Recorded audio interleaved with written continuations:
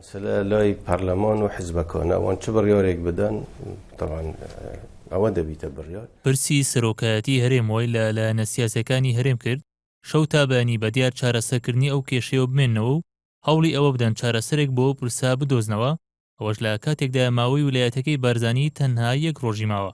کۆبوونەوە ماراسۆنیەکانی نێوان لایەنە سیاسەکانی هەرێم بە شێوەیەکی جیاوازتر و بەرفراوانتر بەڕێوە دەچن بە جۆرێک شەوی ڕابردوو بۆ ماوەی 11 کاتژمێر تا بەری بەیانی کۆبوونەوەکان بۆ تاوتوێکردنی پرسی سەرۆکایەتی هەرێم بەردەوام بوون. شەوی ڕابردوو کۆبوونەوەی لایەنە بەشداربووەکان لە حکوومەت و پەرلەمان لەگەڵ سەرۆکایەتی هەرێمدا ئەنجام درا و دواتر کۆبوونەوەیەکی چوارخۆڵی لە نێوان یەکێتی و گۆڕان و یەکگرتو و کۆمەڵدا بەڕێوە چوو. پارتی دیموکراتی کوردستان پرۆژەیەکی نوێی بەناوی سازان و ڕێکەوتن پێشەشی لایەنە سیاسیەکان کردو و تێیدا ئاماژەی بەوە کردووە دەسەڵاتەکانی هەر سێ سەرۆکایەتیەکەی هەرێمی کوردستان ڕێک دەخرێنەوە و ماوەیەک دیاری بکرێت بۆەوەی تێیدا لایەنەکان بگەنە کۆدەنگی لەسەر شێواز هەڵبژاردننی سەرۆکی هەرێمی کوردستان. هاوکات کاتژمێر یەکی شەوی ڕابردوو لە خولی یەکەمی گفتوگۆکاندا کانونەری ئەمریکا و یۆنامی ئامادەبوون 5 لایەنە سیاسیەکە ماوەی 2 کاتژمێر لە کۆبوونەوەدا بوون و دواتر کاتژمێرە کۆبوونەوەکان ڕاگرت، بەڵام سێ کۆبوونەوەی تریان لەو یەک کاتژمێرەدا ئەنجامدا.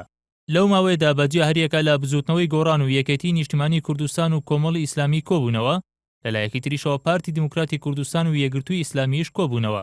دوابەدوای ئەو کۆبوونەوانە وەفتی پارتی با بەشداری فەلع مستەفا بەرپرسی فەرمانگەی پەیوەندیەکانی دەرەوەی هەرێم و فرێد مەکۆر نێردەی تایبەتی باراک ئۆباما بۆ هاوپەیمانی دژی داعش و ماتیاس میتمان کۆنسوڵی ئەمریکا لە هەرێم و نوێنەری یۆنامی کۆبوونەوە. دواتر جارێکی دیکە کۆبوونەوەکە دەستی پێکردەوە بە وتەی عەبدولستار مەجید ئەندامی مەکتەبی سیاسی کۆمەڵی ئیسلامی و بەشدار لە کۆبوونەوەکەدا لە خولی دووەمی گفتوگەکاندا باسی 4 خاڵیان کردووە کاویش هەریەکە لە ویلایەتی سەرۆک هەرێم و دەسەڵاتەکانی و سیستمی حکومڕانی هەرێم و چەند مەلەفێکی ناشەفافی سەرۆکایەتی هەرێم و پەرلەمان و حکوومەت بووە. لە بەرەبەیانی ئەمڕۆژدا 5 لایەنەکە ڕاگەنراوێکیان بڵاو کردەوە تێیدا ئاماژەیان بەوە کرد لەسەر چەند پرەنسیپێکی سەرەکی ڕێکەوتن بۆەوەی لەسەر بنەمای ئەو پرەنسیپانە با زووترین کات بگەنە سازان لەسەر پرسی سەرۆکایەتی هەرێم.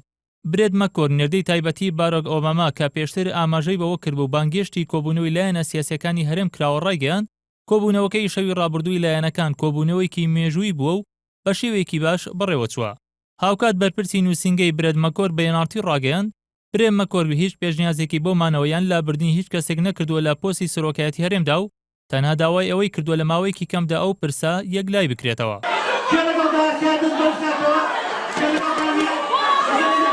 پەرلەمانی کوردستان لە 3 حوزەیرانی ساڵی 2013دا وادەی دەسەڵاتی مەسعود بارزانی بۆ 2 ساڵ درێژ کردەوە و ئەمڕۆ ئەو وادەیە کۆتایی پێدێت و تا ئێستاش لایەنەکان لەسەر ئەو پرسا نەگەیشتونەتە ڕێکەوتن.